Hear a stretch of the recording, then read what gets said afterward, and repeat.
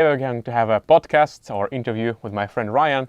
Let's wait for some comments to see if they can all hear us and all see us. So please, someone who is out there watching this live stream, could you please comment if everything is okay? If you can hear us and see us, that would be nice. Yes. Yes. I will assume that everybody can see us and hear us. So this is me, Alex, from All About Lapland, and this is my friend Rayann Elzein, a French photographer, and we are today in Utsjoki in Lapland, Finland, at the very edge of the border with Norway. Norway is only like 200 meters away or something. Yes, not even. We just. Yes, 100 meters. We can swim to Norway. Yes, let's do that after the interview. Yes, and let's do it live. Yes. Let's swim on the Norwegian side and go back. But then we have to quarantine. Yeah. If we swim to 1 meter across the Norwegian border and we're coming back, we are. Now, first we go there for 10 days. We quarantine there on the shore. When it's over, we're going back. Yes. And quarantining for 10 days. Exactly. Sounds like a plan. So, we are having a totally new format for our All About Lapland podcast. And this is what I've been dreaming for quite a long time, to do interviews with interesting people here in Lapland and send it live to you as a video to our Facebook and YouTube channels, and also upload the audio afterwards to all of the major applications out there. Hopefully it will work. We're just testing things here, so hopefully everything will be okay, but you have to keep in mind that we are on thin ice at the moment with all this technology. Anyway, I have my friend Rayann here. He's a very talented photographer. You can find his channels online, which are? On Instagram, I'm REZ photography, all attached. And if you Google my name, you can find my website. It's also REZ with the -sign photography.com. And I have a Facebook page. If you just look for my name, Rayann Elzein, you will find my Facebook page as well. And I think if some people know us in the comments, they can maybe also give the links. Yes. So please tell us, Rayann, about yourself. Where are you from, first of all? I'm from France. I was born in Germany, but I moved to France at a young age, and I have been spending most of my life there. After my studies, I moved to the Netherlands. I'm a civil engineer. I'm not a photographer by trade. That came later. I still have a full-time job as a civil engineer, which is really great because I discover many different things in the world. And doing more and more photography and videography the past few years, and Lapland is something like my second home. Yes. So how did you find Lapland?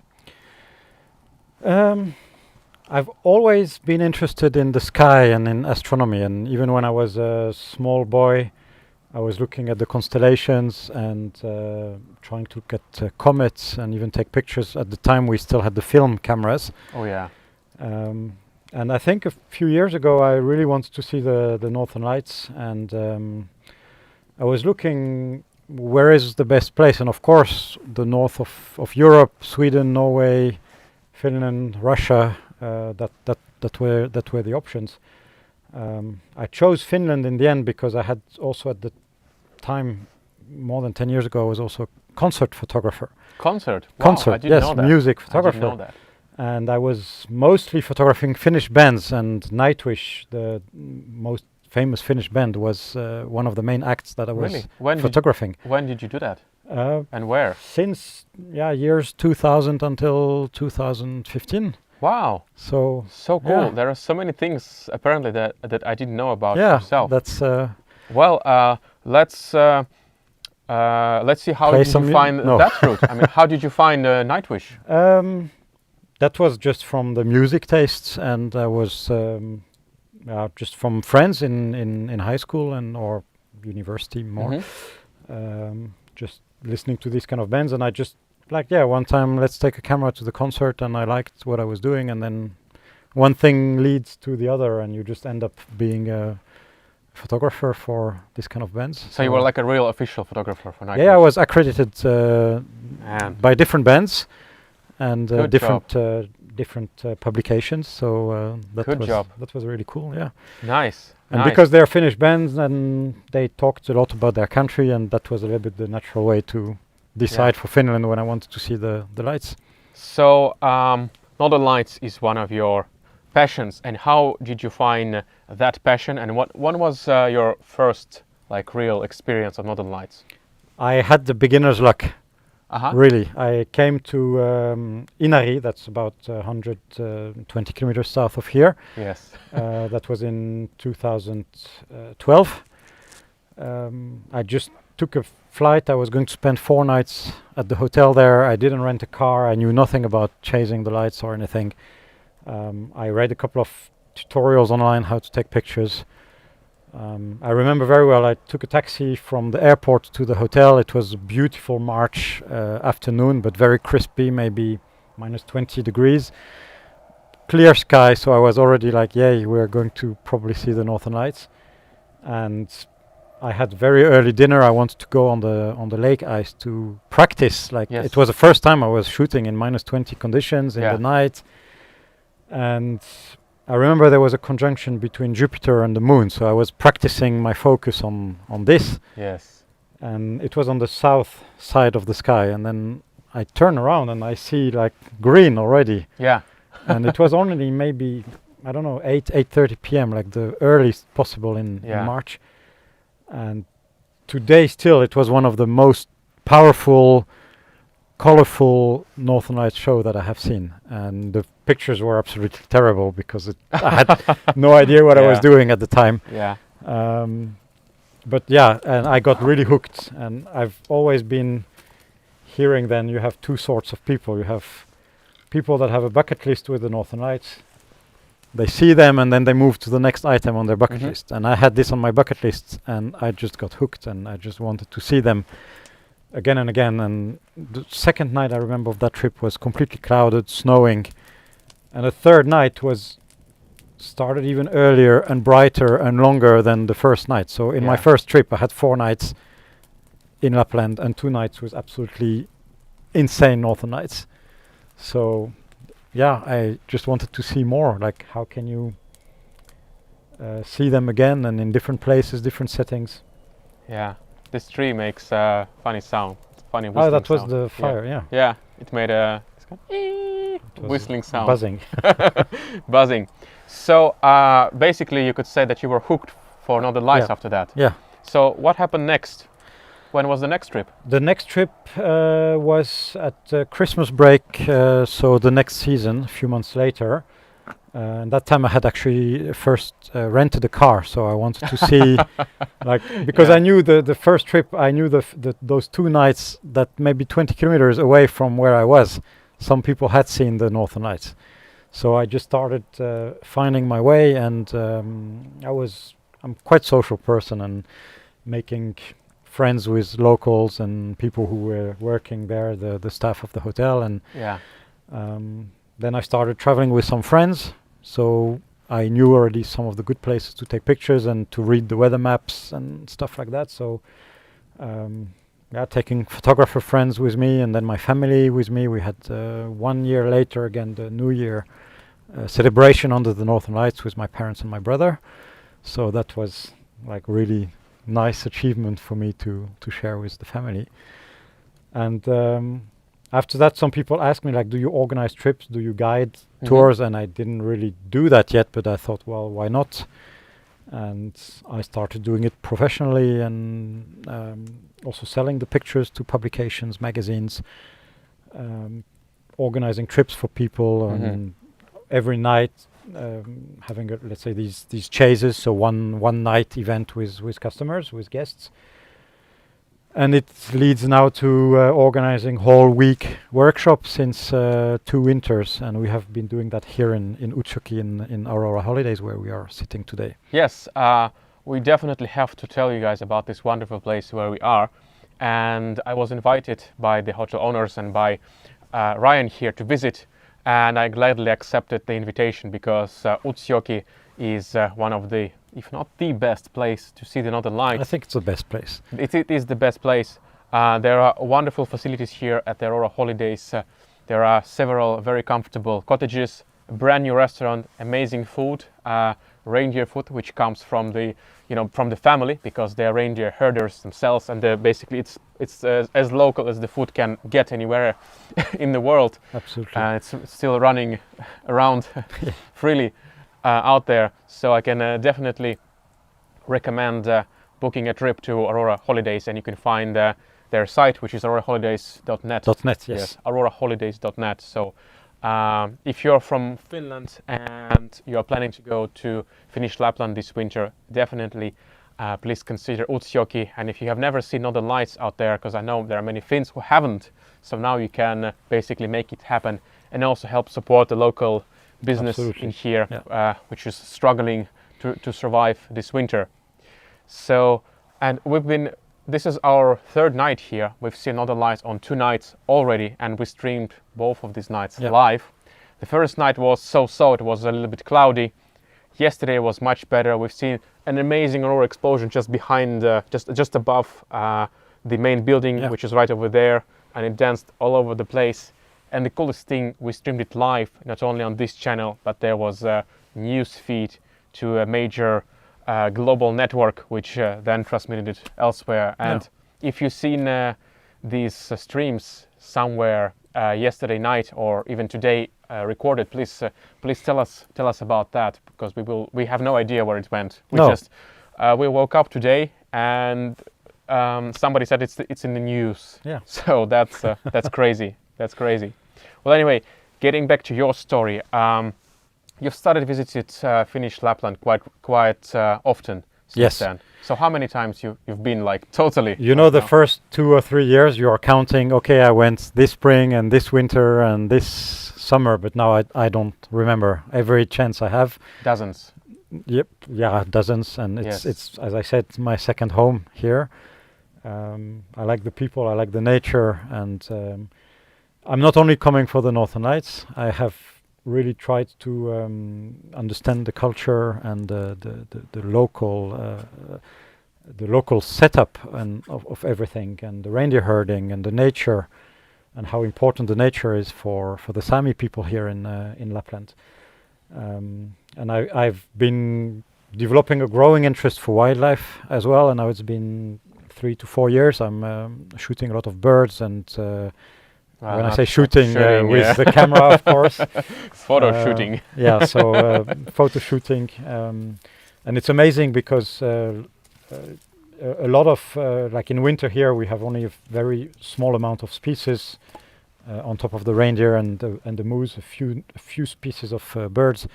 But when comes May, you have dozens of species of birds that spend the whole winter in south of Europe or in Africa. And the life here is so busy that every day you see a new bird that you have never met before. Yes. And that's really exciting to see something new every day. Yeah, and there's this wonderful nature out here. Just 50 meters from this spot we have the beautiful Teno River, which is the border river between Finland and Norway, and it's a few 100 kilometers long, and it's beautiful all the way. There's the road which circles, which follows the stream of water, and it's deemed as one of the most, if not the most picturesque roads in the whole, most scenic road. And you can see amazing views here no matter the season. I guess the autumn foliage season would be the most cinematic, the most beautiful, which ended about 1 month ago. 1 month ago, and it was a really good autumn season this year. Very many colors. Yes. So the river and the nature here are just so amazing. And we walked today upstairs to the hill. It took us about half an hour. So the view from up there is even more amazing, and there is a vast wilderness that just starts. Well, it's all it's already here. Yeah, just one step and you're in the wilderness. But if you go like 1 kilometer, then you're like in a real wilderness. Yeah, absolutely. There's nothing, and every time that we go there, we see different birds and reindeer and different animals. So it's really amazing, and total silence, except the wind sometimes and your footsteps in the snow. So it's pretty amazing. Yes. Of course, the northern lights are still very important, and today we are actually during this podcast we are now we waiting. might be just looking there. It's not that we don't care, but yeah, we are now looking waiting for the lights. Yes, we know that there is good activity tonight, and our hope is that the skies will get clear. So if or when it happens, we will do another live stream of this Northern Lights with Rayann. Rayann has been helping me a lot with the streams and everything here, because I wouldn't be able to do it without you. My pleasure. So hopefully we will have another show live just after that, which will make it a third night in a row for Northern Lights. But and if it happens, we might just say, "Hey guys, sorry, thank you for watching," yes, and the podcast we go do the will lights. be a little shorter, and we'll do the lights stream after that. Well, anyway, as many people come here for Northern Lights, can you tell your best tips for Northern Lights to our viewers? I have many tips, and I think that I've learned a lot from the experience, and the more you do it and you know it's the same for you. You've been doing that as long, if not longer. I've started the same winter as same you did. winter. Yes. So yeah, I think, of course, I think one of the most important tips is you have to deserve the Northern Lights a little bit. It's not like deserve. Deserve. Like they don't just appear. Like some people, yes, they get lucky. They as I was the first time I was here. I just stepped outside and it happened. But sometimes it's a little bit more complicated. But especially here in Utsjoki, we have had the Northern Lights almost every single night when the sky was clear. Mm-hmm. And even on the nights that the weather forecast was bad, there has somehow been very often a big enough opening in the clouds to see the Northern Lights. So if you're I know a lot of people are using an app on their phone to check the data, and then they get an alert or a notification that, okay, now you have good chances for the Northern Lights. It's not always accurate, and it doesn't always happen at the same time. It might have already happened, or it might happen 1 hour later when you're already back inside. So my biggest advice really, and I know it's cold and it's maybe boring to wait outside, even though I never find it boring to just be outside under the sky, but be outside as long as you can. And if you're traveling as a family or as a group of friends, it's easy that, okay, you have one guy or two guys for 20 minutes and then you go back to warm yourself and the other team is staying outside. Or you come to such a place where there is guides and enough people that will actually make a nice fire for you, and you can grill sausages and wait. And sometimes the outburst of Northern Lights will be only 5 minutes, so by the time you realize it, that you put your shoes on, your jacket on, and you're outside, and it's already finished. So yeah, I think my biggest advice is don't take it for granted, and you have to work for it a little bit. It's the most important. But otherwise, there is no best season. There is no best time of the night. It really can happen anytime from here in Utsjoki, from September until late March. And we've had them in the winter when it's dark at 4 p.m. until 6 a.m. And in the times of the year when the nights are a little bit shorter, it can happen as soon as the sky is dark enough. Yeah. So don't assume that the statistics of the websites that you read before a trip, they say between 10 p.m. and midnight. Likely, but it not is guaranteed. likely, but if you just focus on this time, you might miss what's happening at 8 p.m. or what is happening at 1 a.m. Yes. There's one thing that you said, that there is no best season for Northern Lights, and I think it's very true for Utsjoki, because Utsjoki is just under the Aurora belt. Yes. So even if there is like a very bad forecast for Northern Lights and the activity is lowest, you can still see something here. The situation is a bit different in Rovaniemi, where I am. Yes. And we do have better seasons there and worse season. And for us, the better seasons are, of course, September and October, and March and April. And this is where the activity is better everywhere, both in Rovaniemi and here. But of course, compared to Rovaniemi, Utsjoki is so much better. I mean, it's Well, marginally better. we are like, not 500 marginally, but like this. By big 550 margin. kilometers north of Rovaniemi, of course, and that makes it that any smallest northern lights that might just be hidden by the horizon for you, they are already Yes. many yes. degrees above the horizon. And actually, I think last week before you came and the week before, there has been several nights where the activity was very low. I think you were not even going out many nights, and here we had It was cloudy, so that's why we didn't go. also yeah. But we had very poor northern lights forecast, and something was happening that every night we could photograph and see with the naked eye the green of the lights, and on top of that it didn't appear as red to the naked eye, but on the camera it appeared with a very high thick layer of red, and we have never seen that before. At least personally, it's in all these years, it's the first time that I see it every single night for a whole week. And we're still wondering what it is. It's well, we know what it is. It's different layer of oxygen that's getting excited, but we don't know why it was happening with so poor conditions so many nights in a row. And now one of these websites, spaceweather.com, has been publishing an article about, okay guys, is any scientist here around that knows what this was? And they have been using the pictures we took here in Utsjoki to Nice. Illustrate the scientific research. So Yes. maybe we have a Utsjoki Aurora effect scientific name at some point. Yeah. So do I understand correctly that the guests who would be coming later this winter in Utsjoki, they can hire you to be your guide? They how does it work? can hire me, but probably they will hire Tina's guides from Aurora Holidays. Okay, there's one option. I'm not sure I will be here, so all the time. all the time. But they are super qualified and they know exactly as much as I do, and I've learned also a lot from them because that's their home, that's their area.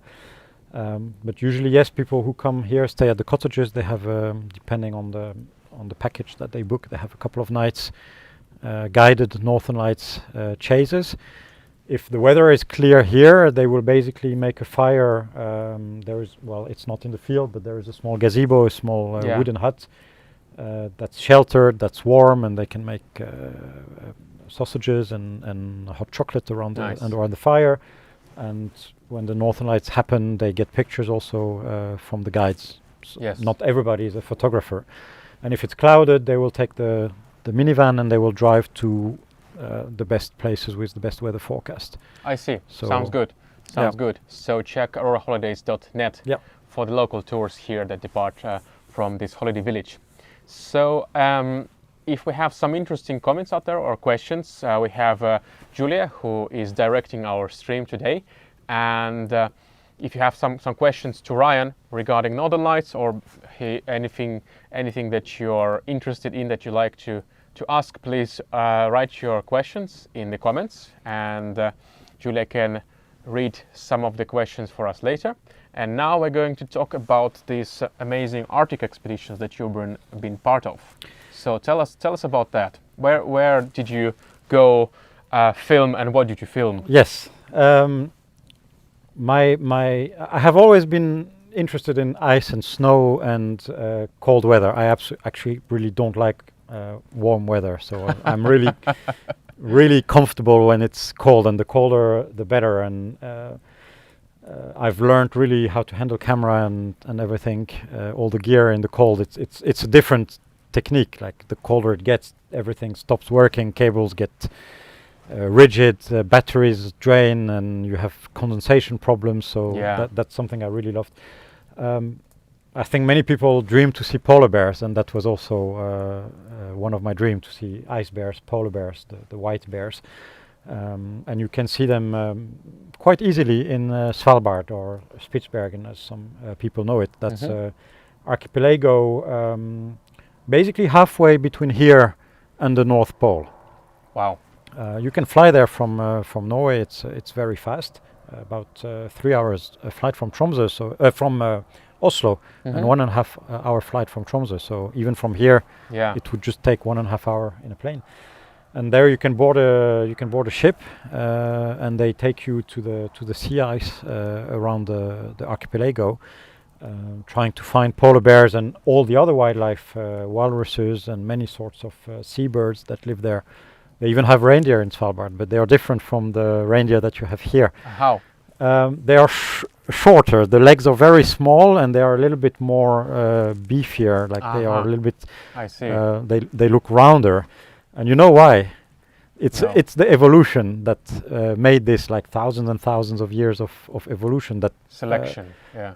and natural selection. Like I don't know, tens of thousands of years ago, the Svalbard was not an island, and then they became an island, and some reindeer got stuck there, and they evolved because they lived on an island. They have less food, they have less ground to cover, so they became smaller and shorter than the reindeer here. Fatter and warmer. Nice. And if you look up for some pictures, or we can post them later in the comments, that there is a real difference with the Svalbard reindeer. But did you taste those local reindeer?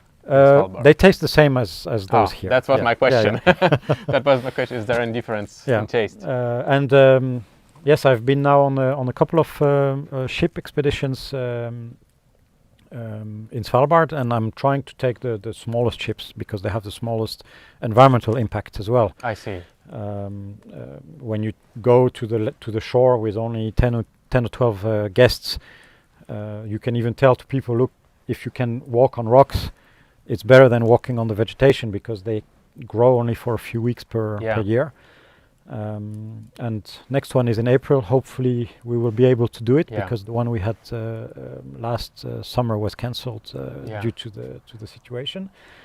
And last year, it was exactly 1 year ago, we saw so good polar bears, and on the sea ice was really nice backgrounds, and we saw a mother with her 2 young cubs on the ice. They were on the shore on the beach, but they were so relaxed and sleeping, and the cubs were playing with each other, and that was really amazing that we watched them in total silence, and they just went on with their life, and we were just there. Actually, the only sound that I was making was my camera clicking, and I felt a bit guilty, so at some point I even stopped taking pictures just look, just enjoy the moment. Wow. I get shivers. Well, it's cold too. I guess it's about -1, -2. So, but I get shivers from the story and the climate. So, but how far you were from the bears? I think about 50 meters, 100 meters. 100 meters from the bears, but they you were on a ship. Yeah, we were on a ship. You were just sailing like. Yes. So you stay. So they are fast, but they are not jumping 50 meters in the ship. So that's wow. You and by law in Norway, I think you have to keep some distance from the bears. Of course, they are in their home, and we are just visitors. So we just try to have the smallest impact. And the guides are really trained that if they see the bear is not comfortable with you, you just go away. You don't waste the bear's energy by being worried about your presence. Yeah, but did they react to your presence in any way? No, they were just sniffing around and then just went to sleep.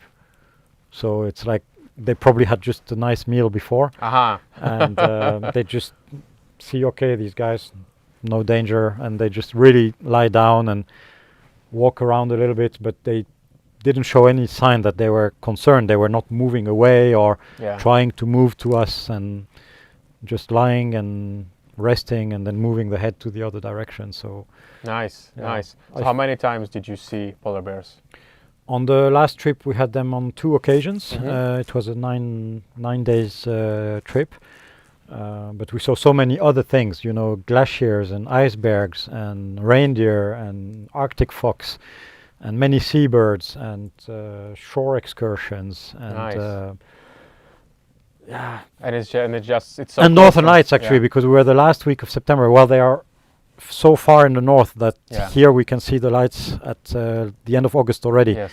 But there they start appearing, I think, 24th of September. And we were on the ship in the middle of a fjord in front of a glacier that was calving. You could hear the icebergs falling, and we had a massive Aurora storm. Nice. This whole sky was purple and green, and none of the passengers on the ship had seen the Northern Lights before. So I Really? wake banging on all the doors in the middle of the night, Wake like, up, wake up. guys, now is the it's time. yeah. Yeah, it was pretty amazing. And next year I'm going in April, so it will already be midnight sun season, so no Northern Lights. Yeah. But it means 24 hours for 10 days to stay up, because anything can happen at any time. So yeah, I don't sleep when I go on the ship for 10 days. Yeah. So today is October 26th, if I see correctly, and I think I've read from the news that the polar night has already started at Svalbard. Yes. Today or something like, or yesterday. Yeah, One of something these like that. days. Yeah. Here we are also entering the polar night time, and you've been many times here at the extreme north during the polar night, and it's even more extreme as we have in Rovaniemi. So please tell us about this special time. How does it affect you, and why do you like it so much?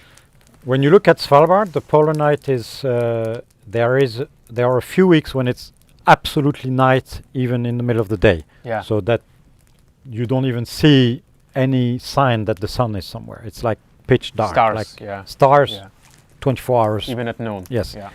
Here, people often think that it is the same, but it is not true. Mm-hmm. Even in the 21st of December, so the middle part of the polar night, you get a few hours where the sun is still under the horizon, but close enough that you get a beautiful glow all over. And normally it's snowy at this time of the year. The landscape is covered in snow, and the white snow is reflecting everything, and that's what is called kamos in Finnish, the polar night. It's to describe this blue tint that the whole landscape is taking, and it's not dark at all. And because of the snow, it looks actually quite bright for a few hours. So yes, it's only a few hours, maybe 2.5, 3 hours in the middle part, and 4 or 5 hours of daylight. Yeah. Between November and January. But it's not dark, it's not totally night, and as a photographer it's such a soft light that lasts for many hours. It's absolutely amazing to be there, because you can enjoy, you can plan your compositions and your pictures. You can go on if you're not a photographer, just snowshoeing or going to the hut where we've been today, and I think you will be posting some pictures later. Definitely. It's just half hour walking. Maybe we've been quite fast, maybe 45 minutes for people who take their time. And it depends on the amount of snow that is on. But you can go snowshoeing. There's a fireplace, and you just also again grill sausages. People will think we only eat sausages in Lapland. Huh? Well, we have been eating lots of reindeer here, because this family here they own reindeer for many generations. And we've tasted many amazing dishes. But you know these locals even better than I do. They are the local Sami reindeer herders. So what is your view of them? What kind of people are they, and what is kind of their thing? What is important to them? Well, you read everywhere that the nature plays such an important role in the region, in the area, and I can immediately feel it when I talk to them, when I go about even the daily life, that they have a very big respect for nature, and I think that's the most important, and we have, all of us, a lot to learn from this respect of nature and this knowledge of nature. So how does this knowledge and respect manifest itself? Well, you can see here, for example, just in the restaurant, that's trying to reduce the waste using what nature has to offer. Of course, you don't grow potatoes all winter in the north of Lapland, so you do have to get some stuff from a little bit further away. Mm-hmm. But yeah, counting on the nature to feed you both. Now I'm going spiritual a little bit, but both in your stomach, but spiritually as well. And I feel it too. That's why I was saying a bit earlier, I don't mind waiting for the Northern Lights in the middle of a frozen lake when there's no Northern Lights. Yeah. Because you feel empowered by this silence, by the nature, by knowing where you are. And I think that, yes, it is nice to see the Northern Lights, and it's an amazing show that everybody wants to see. But I always tell to the guests that I have on tours that we make a moment of silence now. Like, nobody speaks. Don't use your phones. Don't walk. Just listen to the silence and the sounds of the nature. And that's very, very important. And that you really learn from hanging around with reindeer herders and seeing how they go about with the nature and how they respect the nature. Yeah, nice. So how is it possible then to combine the respect for local culture and these people and tourism? How does it happen here? I think that Utsjoki is blessed in a way that it's a small community, it's a small village, but with all the modern facilities that you can expect, like internet connections and shops and gas station. Like, you're not in the middle of nowhere. A shop. Well, a shop, yes. You're not in the middle of nowhere, and that's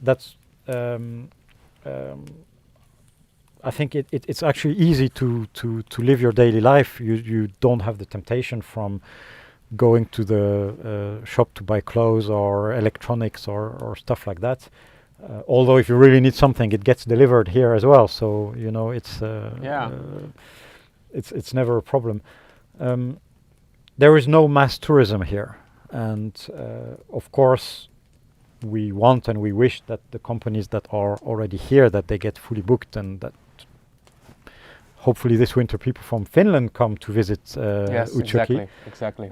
But you're going to really be with guides and with people who know the area, but without seeing so many people. And I think this is quite a blessing here.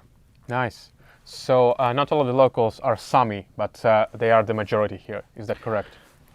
I don't know the numbers in my head, so that we would need to check. But we do have like a mix of people here. We have Sami people, which are indigenous people from here, yes. And then there are, of course, some Finnish people who have moved in here, yes. And having families with the local population. So it's what I want to say is that it's not 100% Sami, and people nowadays they do not manifest themselves as a certain type. Of course, Sami people, they do have special suits that they wear on special occasions, but otherwise they're just normal people like you and I. Absolutely. I mean, you cannot really tell sometimes. Of course, you can kindly ask if you're interested, but I don't think I would do that unless I would really know this person. That it's. I wouldn't go on the street and asking. That's not how it happens. No. Yes.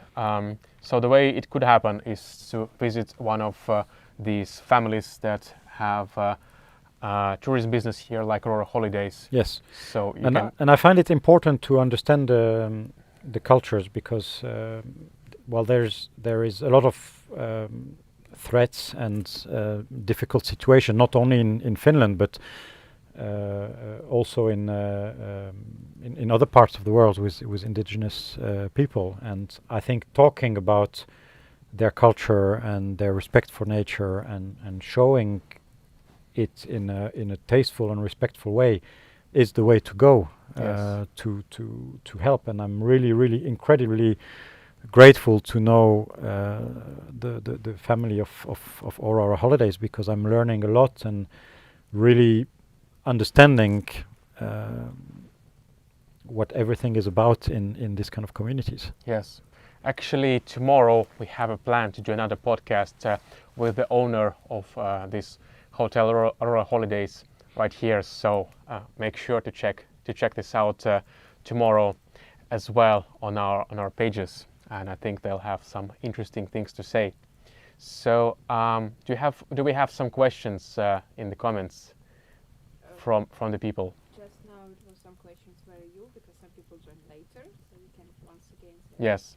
So if you're just joining us, we're doing a live podcast episode of our All About Lapland podcast, and this is the new format that I want to bring to our viewers. We're live, we're real, we're here in Utsjoki, in the most northern part of Finnish Lapland, just 100 meters from the Norwegian border, We are waiting for the Northern Lights to come and dance for us for the third night in a row, and in the process we are entertaining each other and getting to know my friend Rayann Elzein, who is a talented French photographer who got hooked on Northern Lights and spending time here in the Lappish North.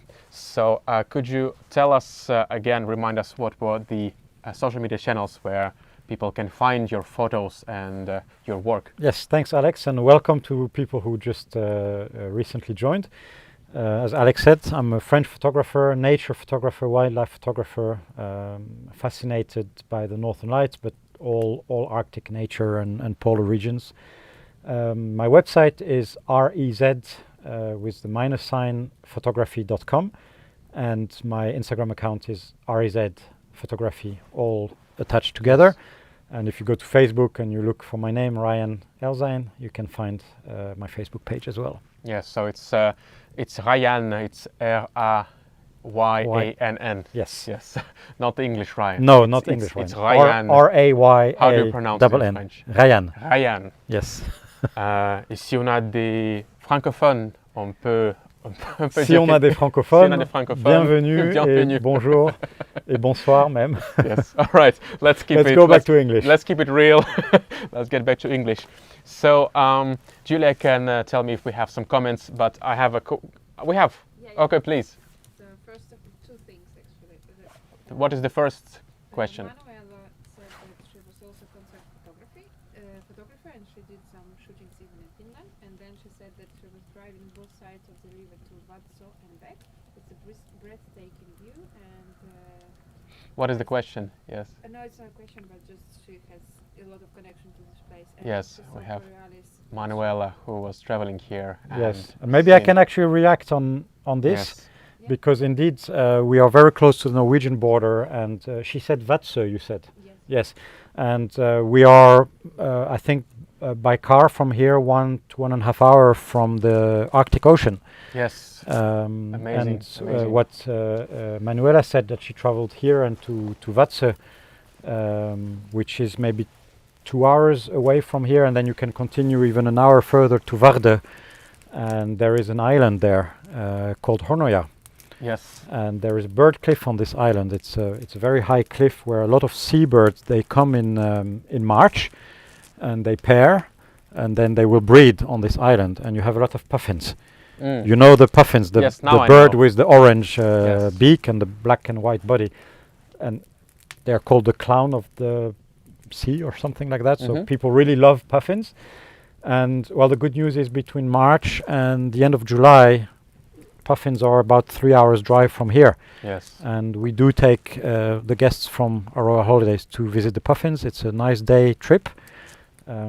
In the winter, like in the beginning of the spring, in March, you can even see them on the snow, and later on in the summer, you just have I think 100,000 birds or more on this island. And all the way when you're along the fjord there is sea eagles, white-tailed eagles. You have to be really unlucky not to see at least one eagle on the drive, and usually you will see a dozen eagles. Cool. Cool. So it's a really cool place. So it's good that it was mentioned in the comments. Nice. Because Yeah. it's one of the things we like also to promote, and to see different wildlife as well. What I was saying before, every day here we have a new bird showing up, and then when you go further to Norway, you have even more. And we were just filming birds like on this same spot where one of the cameras over there is standing, because they are just wandering about here. So you just have to take 10 steps from the cottage. We have started a couple of winters ago to put feeders for the birds with some seeds and peanuts, and birds really like it, especially when the winter gets cold and frosty and they can't find the natural food anymore. And we even had a bird today that is not belonging here, that normally Really? lives in the south of Finland and should spend the winter in the Mediterranean. Wow. Well, we are going to keep putting seeds and hoping that he survives. What is the bird called? It's Eurasian blackcap, Wow. for people who know what it is. Well, you certainly know your way around birds. I'm a bit clueless about that. Do we have some more questions, Julia? Yeah, we have two questions. Yes. This is from, I hope I pronounced it right, she's French, Audrey. Question from Audrey. I hope it's right. name. Mm-hmm. So she will probably go to Canada to see the northern Audrey will lights. go to Canada to see Northern Lights. Yeah, and she has a question about equipment. The question is about equipment, okay? So how do you deal with the cold? How can you avoid the equipment? How do failing? you deal with the cold and how do you avoid your equipment failing? Excellent Yes, question. that's a really good question, and I think we have a lot of experience Yes. with that. Yes. The equipment is not going to fail in itself unless it gets under, like, colder than -40 centigrades, which I think is also the same in Fahrenheit. The 40s Yeah. is the 40 same. is the 40, yes. Um, Easy. So the camera will work, but the biggest enemy of the camera, of the cold, is the batteries. And what I usually do is I only put a battery in my camera when I know I'm going to use it, and I have many spares. And don't keep them like in your outside pocket, because this outside pocket, it's as cold in the pocket as outside. What I do usually, I put it like inside my coat, like really deep inside, close to my body, so the batteries, they stay the same temperature as my body temperature. And when one battery dies, it actually doesn't die, it just got too cold. When you Yeah. put it back in the warm environment near your belly, it will work again.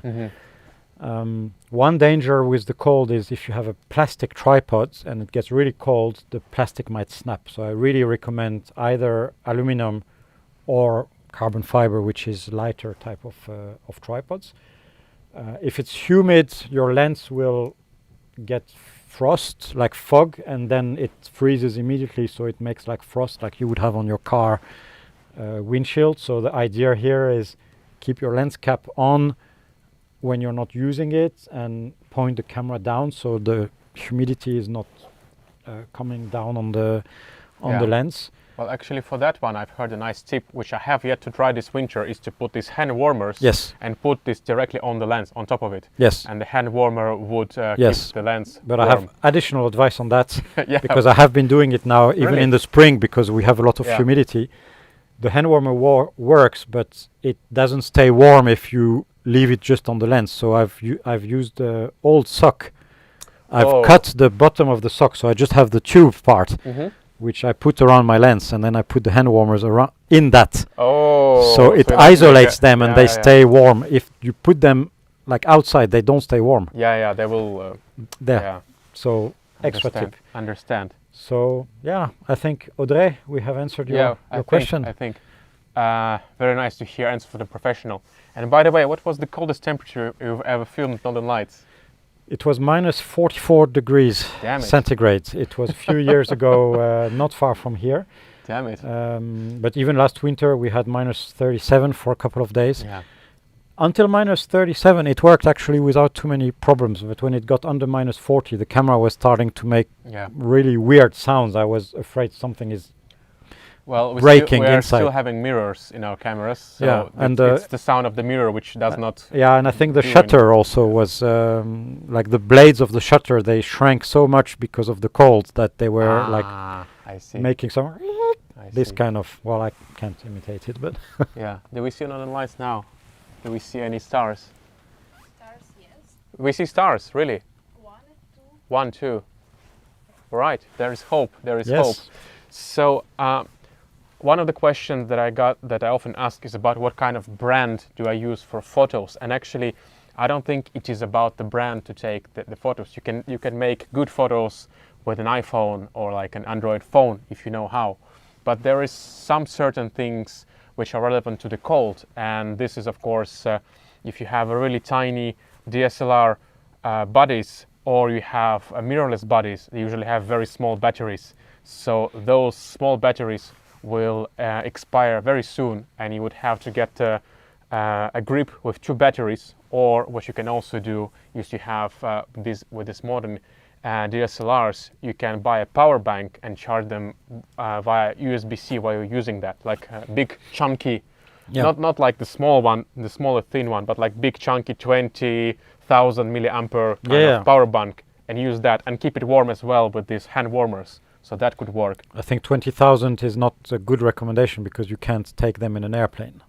Well, you can buy it But- locally here as well. of course. But anyway, yeah.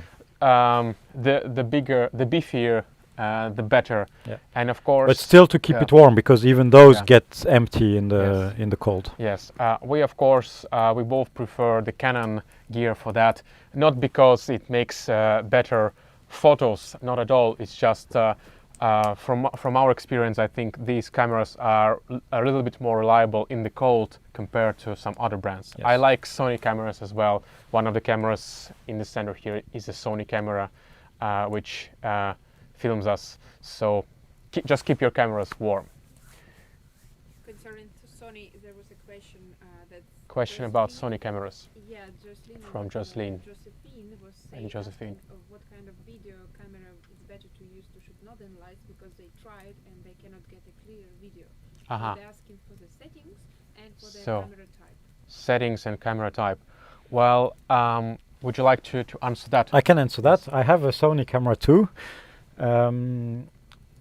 It has been for a long time impossible to take films, like real-time films of the Mhm. Northern Lights, because you need extremely high sensitivity of the camera to see something. And Sony have developed, I don't know when was the first A7S. 2015-16. Yeah, so five. Which is this one, which is Which- this. yeah.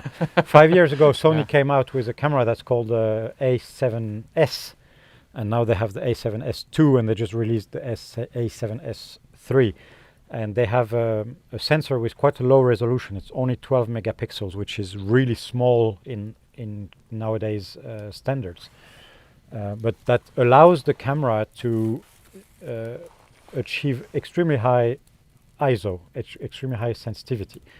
And for the Northern Lights, you need at least usually 51,200 ISO, which is going to give you makes the camera capture enough light so that it appears on the sensor and on the film. And you need also to use a lens that catches a lot of light, and Yeah. the aperture of the lens needs to be very, very big. And usually we use a lens that has a f/1.4 or f/1.8 setting. Yeah. You can use a lens that's less bright, but then you need to crank up the ISO Yeah. even further. Some other cameras now start to be able to film. I have been now successfully filming with my Canon 1DX Mark III. It has also quite a low resolution sensor. It's only 21 megapixels, and the let's say the processing technology has also advanced, but the Sony is still a bit better. Sony is the key in that, and you're more likely to get yourself one of these Sony cameras, even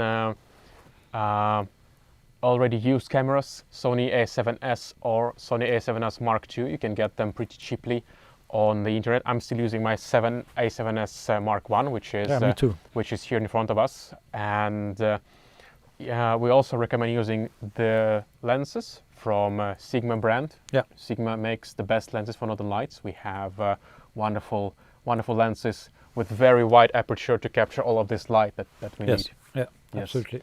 So do we have some more questions from our viewers online? Risto is asking who is the third friend of yours.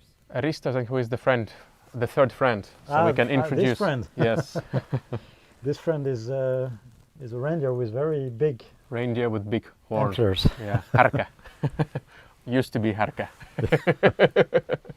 Does he have a name? We have to ask Tina. I don't Yeah, know. yeah. Well, for our audio viewers, we're having a huge reindeer skull and huge horns, which is like higher than Ryan's head at the Yes. moment. Of course, it's not a coincidence. It's here. And last year there was so much snow here that skull was a little bit somewhere in the yard, and we couldn't see the antlers anymore. Yeah. So much snow had Yes. fallen. Yes.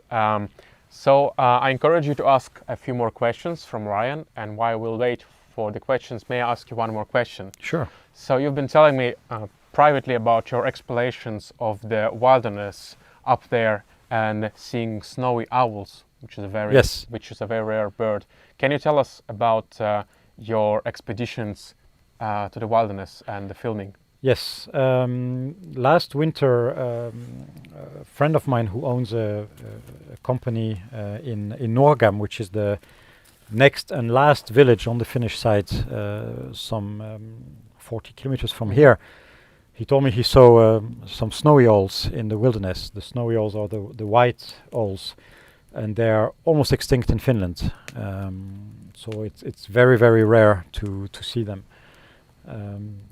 So he invited me to come along on a snowmobile ride to try to find the birds and to photograph them. And he had seen both a male and a female. So we set off on the snowmobiles with my camera gear and the longest telelens that I have. Yeah, It's this big.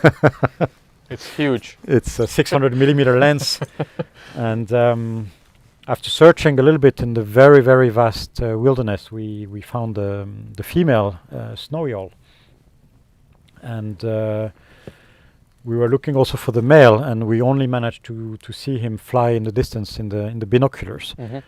A few weeks later, we went back with the same purpose, and the same happened. We saw the female standing almost at the same place, but the male was again not very easy to spot. And the females, they have black spots, so you can still see them against the white snow. But the males are absolutely totally white. Yeah. So Nice, yeah, they nice. might just be, even at some points. One of the persons in the group was on snowmobile and told us, well, the owl was like 20 meters from us, but it took like 10 minutes to see where it was, and by the time Yeah. we realized Yeah. it was already gone. Yeah. And also, I don't think people realize that it's real wilderness out here. Yeah. We are currently in the valley of the Teno River, which is the green valley in the summer. There are some dwarf birches here, which sometimes do not grow more than a couple of meters. Or not even a meter. Not even a meter. And that's only the valley. That's only 100 meters, only a few hundred meters across. But when you go up and all the vegetation starts to shrink, so please describe that place over there, which is very near, and Yes. what kind of feeling do you get there? It's really the fells area here.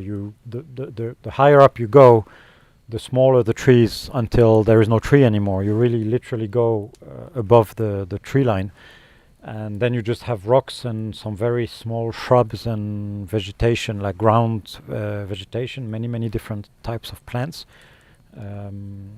And it's like it's almost like an Arctic desert. Yeah. There is Tundra. It's a tundra. Yeah.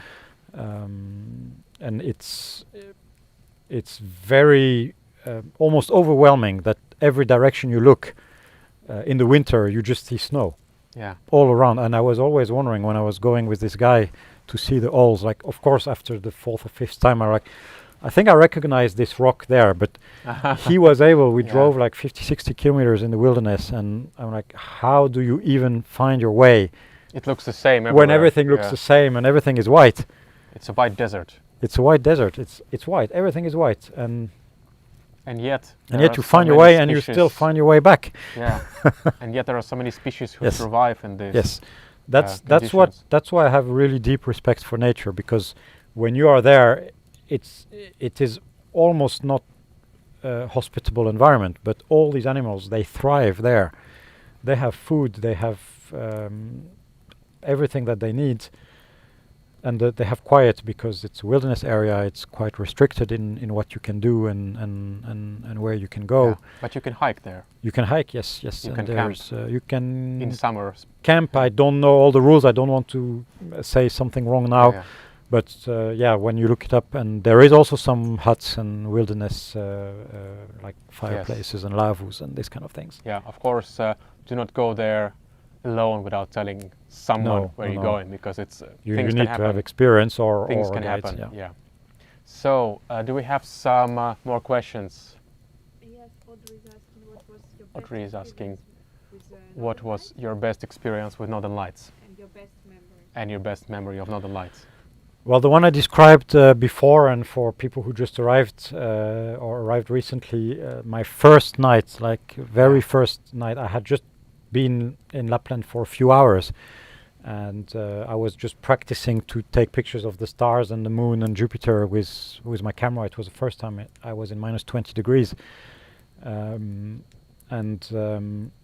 yeah, after a couple of hours outside, the Northern Lights exploded in the whole sky, and that was yeah, I can still remember where I was standing and what I was doing, even if my photos were absolutely horrible because I had no idea what I was doing. But apart from that, no, I was just reminding for people who just joined. Yeah. I have to say the ones that we saw on the ship in Svalbard last year were really, really big, and the setup, like being on a ship in almost 80 degrees north of latitude. Yeah, with icebergs and stuff. With icebergs, and that was pretty fantastic. I have a few experiences from it. Even 3-4 weeks ago, when we had this big Aurora storm, I was down there on the river shore, even with my tripod in the water, because I really wanted all the reflections of the auroras in the water. And it went on and on for hours. This is the kind of experiences that are really amazing and that keeps me going. And one other that I could say was last winter, in very late winter, actually, beginning of spring, in the beginning of April, I hiked up to the hut where we went today, that we've been talking about before, and then I hiked even further up on the top of the fell, and that was the first time I was photographing the Northern Lights from like the highest point that you can reach, and that it feels almost like you can touch them. I really felt at some point like almost, ducking, like going down, because the lights were so powerful and they were swirling all around me, and that was really amazing. Yeah. Nice. I think one thing that I actually forgot to mention about this beautiful area is that there is so many things to do here, no matter the season. You have a very long winter season, another light season from September to early April, but you also have other seasons. And the River Tena here, which is right in front of us, it's one of the 2 rivers in Finland that still has natural salmon. Yes. And it's really, all of these villages here are the centers for fishing, and you can come and fish salmon with the local guides, which is a cool experience. I haven't done that myself, but did you do that? I haven't done that, and yes, what you say is correct, but it's not very easy to get a license. Yeah. So it's a limited amount. There's a limited amount of licenses, and it's not that you can just book a cottage and say, I'm coming next year, I want a guide and I want to go fishing. It's I didn't mean that. You have to do planning, and you have to do contracting. You need to do planning and buy the license in advance. But yes, it's very popular, and of course they say it's the best salmon river in Europe here, and it's been very popular. But you have every month you have something different to do. Let's say December, January is polar night, and then January, February you have these still short days and very long nights, but the light is so special. You have the most snow. You can do a lot of snowshoeing, skiing, snowmobiling. Then you have March, the days become longer, so you have more time to enjoy the outdoors activities. Ice fishing, not in the river, but in the lakes, in the wilderness.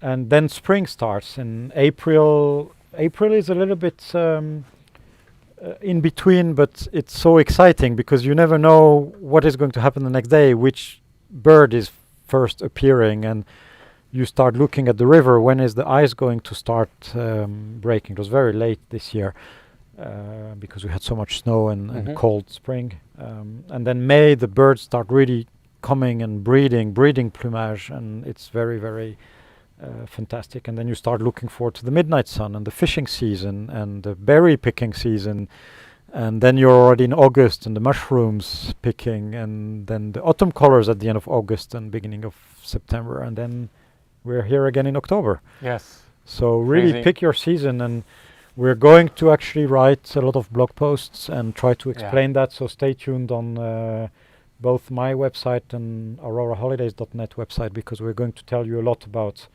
the area and everything that I have said here in a few words. We're going to put a ton of pictures and advice. And you're working on a very cool video project. about the area. Yeah. We are doing a lot of projects, and I don't want to Yeah. spoil it yet, but I have filmed the river in a very nice angle in the Ruska, or in the autumn season, and hopefully soon we can publish it. And Yeah. it's going to be amazing. And then what you were saying before, that it's the most beautiful road in Finland, and I think that this video will show it. Yes. All right. I think that it's a good time for us to end the podcast. It's been good, amazing. A little bit freezing here. Yeah, but the fire is nice. So Yes. Please check Ryan's web channels, and if you have some more questions for Ryan, just contact him directly. If you want to hire him as a photographer in this local area, please do that. Please tell us one more time about the places where people can find you. yes, so my website is rez-photography.com. So Dash. rz-photography.com. REZ Photography, all attached. That's my Instagram handle, and you can search for my name, Rayann, Rayann Elzein, Elzein, to find my Facebook page, and if you Google me, you will find Yes, also my yes. my website. And if you want to come visit one day this wonderful place, you go to auroraholidays.net, where you can find this hospitable people who have invited both of us here. Yes. And I feel very honored that I'm here enjoying all this wonderful natural phenomenon and a wonderful conversation with you. I want to thank you for your friendship and all of the good times we spent, writing each other about the northern lights. Absolutely. And chasing them and sharing the successes and No, and all of the wonderful experience. always fun times. Now I want to Yes. thank you also for inviting me and giving me this opportunity to speak and share about my passion with more Wonderful. people. So no, that was fun. Thanks a Yes. lot. Yeah, likewise. So guys, thanks a lot for Thank you very watching much. our live video podcast. If you're watching it recorded, please go like All About Lapland channels on Facebook and YouTube and all of the other social media channels. The best way to support us is to share the stuff that we do and to like it. You will find the audio version of this podcast on all of the major podcasting apps in iOS and Android. This is the 10th episode of our podcast with photographer Rayann Elzein, and more to come in this wonderful live and interacting moment. This has been Alex from All About Lapland, and Rayann from REZ Photography. yes, live from Aurora Holidays in Utsjoki on the edge of the world in Finnish Lapland. Thanks for watching. Thank you very much, and everybody. stay cool. Yes. Julia, you can press this end stream button on this software. This software. Do you need help? Okay. So Thank you very much, thank you everybody, very much. and see you. Yes, and good luck for us changing all Yes. of us tonight. Yes. Oh, all right.